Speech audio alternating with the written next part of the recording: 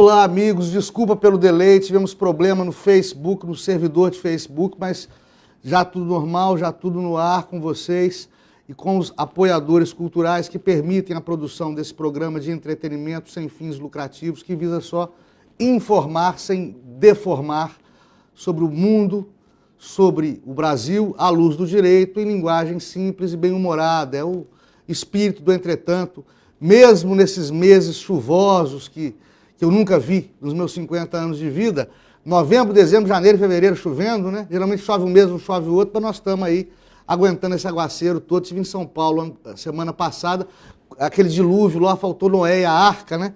E, enfim, tá incrível. É uma intempérie e só me resta esperar que volte a fazer sol o quanto antes, de preferência no carnaval. Queria agradecer aos veículos de comunicação que repetem a mensagem do Entretanto, que repetem as mídias que nos ajudam a difundir as ideias do Entretanto, a Rádio Jovem Pan, William Tardelli, Fotojornalismo, o Jornal Araxá, a Rádio Sucesso, o blog do Sargento Hamilton e o Jornal Correio de Araxá. Muito obrigado a vocês todos. Papa Francisco recebeu o Lula no Vaticano e duas patotinhas falaram para um lado e falaram para outro, e eu humildemente vou colocar a minha colher de pau no meio para dizer que eu, lamentavelmente, não tenho como concordar com nenhuma das duas patotas. Não tem como, né? Teve gente que achou um absurdo o Papa Francisco receber um condenado por corrupção, seja ele chefe de Estado, ex-chefe de Estado, ou seja lá o que for. E teve gente que achou que Francisco, como progressista que como representante da esquerda católica do Vaticano que estava ombreando ali uma homenagem ao Lula, que teria sido vítima de um golpe parlamentar, que teria sido vítima de um golpe de Estado e teria sido condenado por conta de simpatias ou antipatias políticas. Para mim, os dois lados estão errados. Em primeiro lugar, gostaria de explicar que a foto do Papa Francisco com o Lula é uma foto que eu e você faríamos se enfrentássemos uma fila de meia hora. O Papa Francisco é bastante acessível. Antes dele, o Ratzinger era um pouco mais difícil, o Bento XVI era um pouco mais difícil, mas ele também bateu foto com ministro, com artista, com jogador de futebol. Tem foto do João Paulo II com a Gisele Bündchen, do João Paulo II, Fernando Henrique Cardoso. Enfim, não houve honra e pompa de chefe de Estado, que o Papa o também, recebendo o chefe de Estado, né? E não acredito, sinceramente, que o gesto do Papa Francisco em acolher Lula tenha algo de político, apesar do Papa Francisco, Jorge Bergoglio, o cardeal Jorge Bergoglio, ser um evolucionário da Igreja, ser um progressista da Igreja, ser representante da ala mais à esquerda do Vaticano, da Igreja Católica. Apesar de ser um jesuíta, e a vocação jesuítica para a catequese e para a popularização da fé católica combina, de certa forma, com um certo credo político de esquerda. Apesar disso tudo, eu não vi no Papa Francisco qualquer gesto político ao acolher o Lula. Por outro lado, eu também não acho que o Papa Francisco deva se furtar a receber Lula, em primeiro lugar, porque é um fiel. Em segundo lugar, porque há uma vocação sacerdotal, há uma vocação santa e mesmo bíblica, que já vem do Novo Testamento, vem de Jesus. Jesus está sempre, ao longo do Novo Testamento, nos vários evangelhos do Novo Testamento, ele está com pecadores e está com criminosos. E não estou falando do famoso episódio com Maria Madalena. Em Mateus, por exemplo, se não me engano, eu notei aqui, em 9,17, ele é repreendido por estar, ele é repreendido por Mateus e os demais apóstolos, por estar com bêbados e pecadores em uma taberna, né? É quando ele fala aquela frase famosa, que não adianta deitar vinho novo em odre velho, e que o médico tem que estar onde está o paciente. É mais ou menos esse o pensamento de Jesus ao abraçar criminosos, ao abraçar pecadores. É o que ele faz também em duas passagens de Lucas, quando ele é reprimido por fariseus por estar com pecadores, e finalmente quando ele é julgado, condenado e executado ao lado de dois ladrões. Portanto, há uma vocação católica, há uma vocação cristã de estar perto do pecador, de estar perto daquele que comete crimes.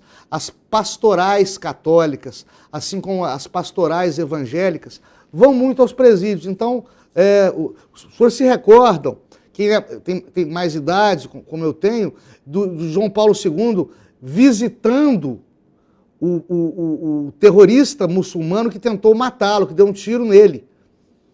O visita na cadeia e o perdoa. Há uma vocação sacerdotal em acolher o pecador e acolher o criminoso, principalmente se trata de um gesto cristão.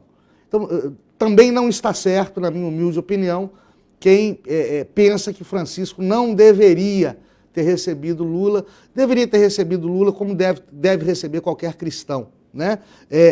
Faz parte da vocação catequética você procurar acolher o seu próximo, ainda que o seu próximo tenha cometido erros. Acolher, respeitar e perdoar o seu próximo.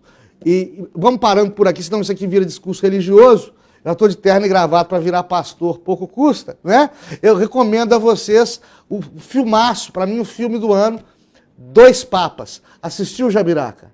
Fantástico, está na Netflix. Dois Papas com o Anthony Hopkins e com Jonathan. Não conheci o Jonathan Pryce, vi o Jonathan Pryce no Game of Thrones, uma ponta que ele faz. Ele está fantástico do papel de Papa Francisco. Recomendo a todos, um filme obrigatório, sensacional. Dois Papas, tá bom? Bom, vamos falar um pouco de Olavo de Carvalho. Olavo de Carvalho desbocado. Olavo de Carvalho, que essa semana ele mais uma vez chutou o pau da barraca e falou que está defecando. Ele falou outra palavra um pouquinho mais pesada, mas tem senhoras e crianças assistindo esse programa, falou que está defecando para o Estado brasileiro. Quem me conhece, conhece o meu pensamento, de Renato Zupo. Sabe que eu leio Olavo de Carvalho, respeito Olavo de Carvalho, acho Olavo de Carvalho um pensador sensacional, né? Muito embora, apesar de admirar a sua literatura, admirar a sua filosofia, porque Olavo de Carvalho é filósofo, ele não é filosofista, muito embora ele não possua diploma de curso superior. Platão também não dispunha de diploma de curso superior, e foi o pai, um dos pais da filosofia ocidental. Ele antecipou, a gente falou de Cristo agora, ele antecipou a fé cristã 400 anos antes do nascimento de Cristo, quando ele pela primeira vez, Platão pensou num ser onisciente como Deus. Elaborou a teoria filosófica que sustenta a teoria monoteísta de um Deus único. Platão é muito visitado por Olavo de Carvalho, assim como Aristóteles é muito visitado por Olavo de Carvalho, que é um filósofo e não um filosofista. O filosofista é um historiador da filosofia, como Marilena Chau e como Leandro Carnal, como Cortella. São caras que entendem de filosofia, falam de filosofia, repetem filosofia, mas não têm um pensamento próprio, não têm voz própria. O Olavo de Carvalho tem, você concorde com ele ou não. Acontece que eu concordo, eu como estudioso de Olavo de Carvalho, eu concordo com muita coisa que ele fala, e eu discordo de algumas coisas que ele fala também, porque eu não seria uma cabeça pensante se eu seguisse cegamente qualquer historiador. Eu seria um títere, uma marionete, seria uma relação de guru com discípulo, o que eu acho que não cabe entre homens e mulheres maduros, essa subserviência intelectual.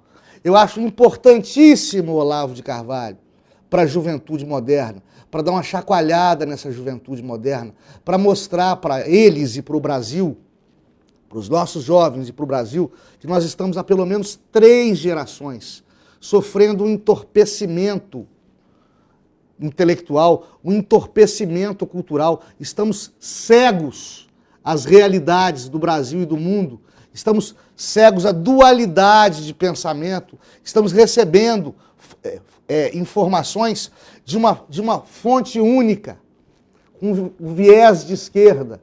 Estamos esquecendo que a democracia é pendular, que democracia hoje ganha um, amanhã ganha outro, hoje é a direita, amanhã é a esquerda. Estamos esquecendo essa dualidade de pensamento mesmo que orientou o homem ao longo do século XX, e aqui só chega de um lado. Só chega de um lado. Tanto através da mídia, quanto através dos meios acadêmicos, quanto através da cultura, da literatura, das artes, a gente recebe uma informação já pasteurizada, já impostada e já com viés ideológico. O politicamente correto nunca foi tão combatido e tão bem combatido quanto depois de Olavo de Carvalho e através de Olavo de Carvalho.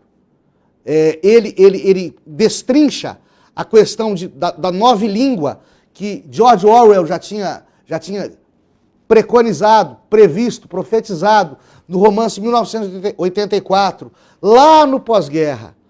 Ou seja, nós seríamos policiados pelo nosso jeito de falar, pelas expressões que usamos, seríamos interpretados quanto ao nosso caráter, pelas piadas que contamos, ou pelos nossos devaneios, ou pelos nossos sonhos, ou pelas nossas ideias.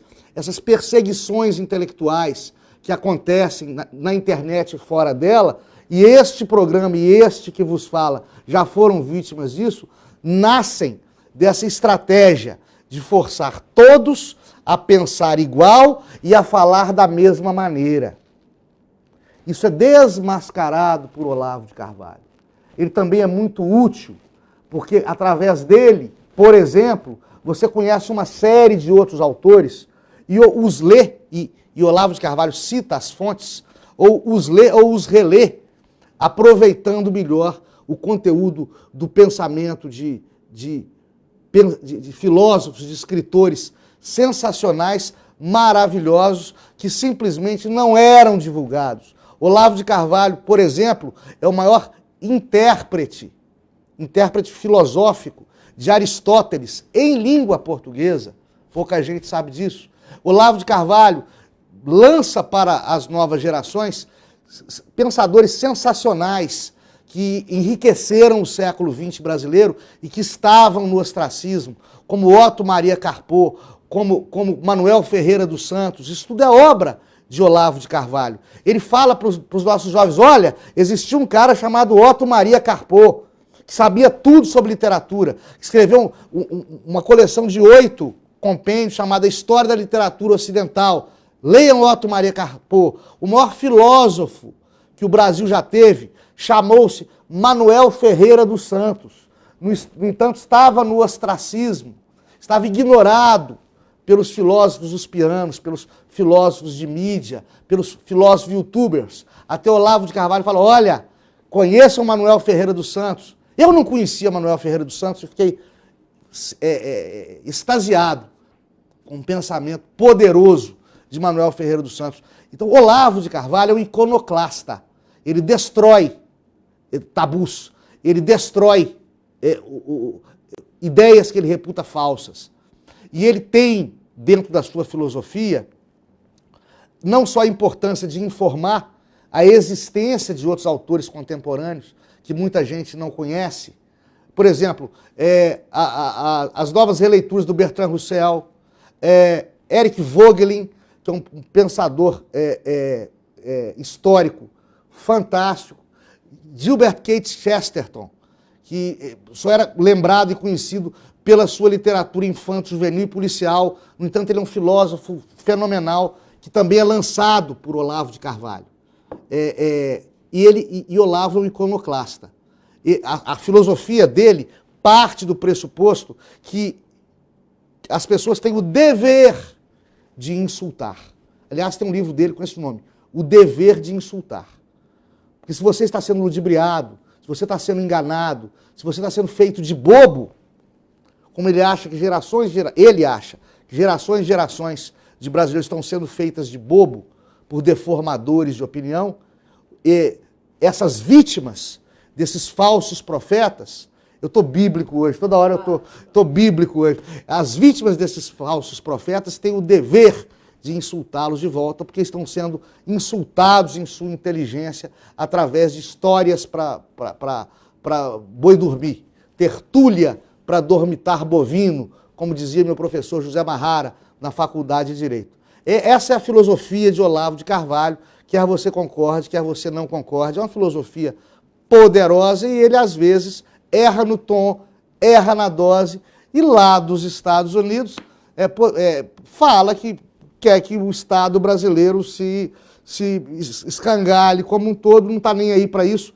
mora no estado da Virgínia, tem o Genius Visa, que é um visto de permanência concedido só a grandes cientistas, artistas intelectuais. Olavo de Carvalho é o único brasileiro que tem o Genius Visa, antes dele só Antônio Carlos Jobim, que eu saiba. E para ele, evidentemente, é cômodo, como iconoclasta que é, dinamitar as bases da democracia brasileira, que já se encontram, por sua vez, fragilizadas por polêmicas e por vieses ideológicos que não deveriam combinar com a administração de um Estado moderno. Portanto, admirem Olavo de Carvalho, leem Olavo de Carvalho, apreciem o pensamento de Olavo de Carvalho, mas não necessariamente concordem com o nosso, na minha opinião, melhor filósofo da atualidade no Brasil, Olavo de Carvalho, tá bom? Creio que ele às vezes exagera, não consigo concordar com alguns posicionamentos dele não, apesar de reputá-lo brilhante. Olavo de Carvalho tem um QI de 150, eu respeito todo mundo que tem um QI maior que o meu, pode ser ruim, pode ser bom, mas tem QI, tem cultura acima da minha, eu peço bênção, acho que humildade é isso, tá? Rodrigo Dolabella, meu querido irmão, um abração para você. O Baca do Santo Antônio, a Dona Alice Rita, um abraço para vocês, muito obrigado, queridos. A Patrícia Pires, sempre super fã, sempre acompanhando. A Marta Lúcia, o Tiago Sattler. Ô, Manhuaçu, como é que você tá, querido? Você sumiu, hein? Manhuaçu, a cidade linda da Zona da Mata, né, Manhuaçu? Ô, cidadezinha maravilhosas! Vou mandar o Olavo de Carvalho para Manhuaçu. Ô, gente, por falar em linguagem chula, quando a gente nós, operadores do direito, nós juízes, enfim, operários forenses, nós lidamos com o povão, nós lidamos às vezes com gente de pouquíssimas letras, gente muito humilde, e nós lidamos também com gente boa, gente ruim, gente rica, enfim, você entendeu. Com gente de todo tipo. Quando que são de má índole, que são agressivas, a gente se prepara para o que der e vier.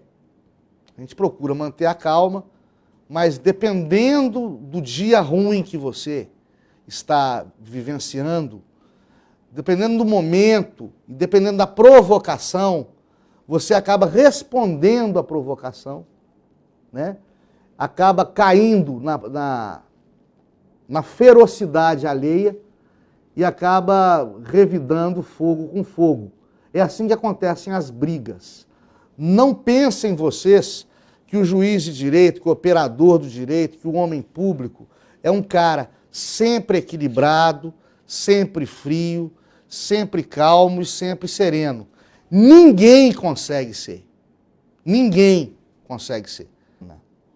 Faz parte da natureza do ser humano cometer erros e, dentre esses erros, perder a calma, perder a paciência e, às vezes, ser grosseiro, e, às vezes, ser ríspido, e, às vezes, ser indelicado e briguento, e valentão, e enfim. Você entendeu? Bom, O que você não consegue entender é dentro do legislativas da União, em Brasília, ou dentro do Palácio do Planalto, esse tipo de hostilidade, esse tipo de comportamento de homens públicos e com uma agressividade de caminhoneiro bêbado em bordel de beira de estrada. Eu estou dizendo isso porque teve um outro deputado referindo-se a ele como capanga de miliciano. É um deputado federal se referindo a um ministro de Estado. Pronto. Eu não consigo entender isso dentro de uma casa legislativa. Ou deveria ser exemplo para os seus eleitores, ou deveria ser viva. Isso não é possível. Onde é que nós vamos parar? O grande problema do Brasil não é ignorância da nossa classe iletrada. Não é esse pessoal que é o nosso problema. É a ignorância do rico. É a ignorância do, entre aspas, intelectual. Esse pessoal é que torna viver no Brasil extremamente perigoso. Lembrando que aqui dentro está ficando claustrofóbico. O Brasil está ficando claustrofóbico. O Brasil está ficando prejudicial à saúde desse jeito, né? Ainda vou lembrar, insalubre. Nós brasileiros, cada um de nós brasileiros, não dos nossos pobres, não dos nossos humildes, mas dos nossos manda-chuvas, tá? Como, por exemplo, eu estou cansado de defender o senhor, cansado de defender o senhor ministro Paulo Guedes.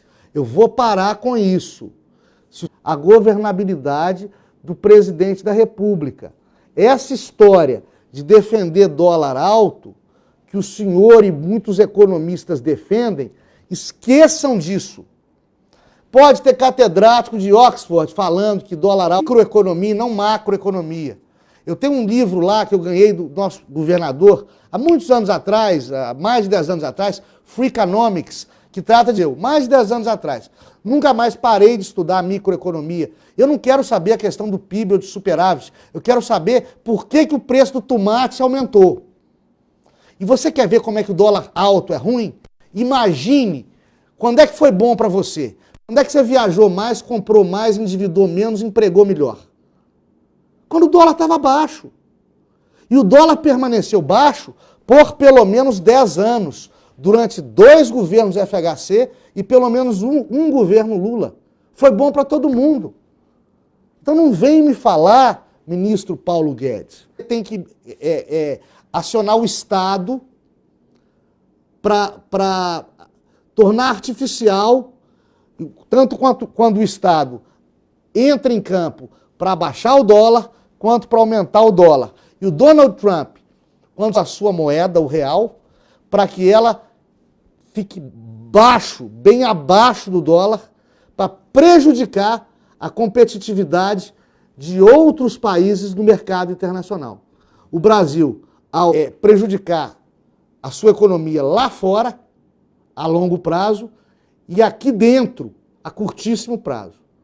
E nossas empregadas, ministro Paulo Guedes, não vão para a Disneylândia, nunca foram para a Disneylândia, a não ser a trabalho, né? A trabalho, pagas e acompanhando os patrões, né? E muito embora merecessem irem muito à Disneylândia, ir para um lugar divertido, onde não tenham que enfrentar, não tenham que suportar essa economia nossa, que está uma gangue de afetar artificialmente, enfraquecer artificialmente. Chegando ao final, muito obrigado a vocês todos. Vem aí o Carnaval, prudência no Carnaval. Prudência no Carnaval. De preferência, descansem no Carnaval, que a situação não está fácil. Façam como eu. Carnaval, para mim, tem 6 letras. Rancho, mato, viu? Descansem no Carnaval, tá bom? Eu volto dia 10 de março. Muito obrigado a todos.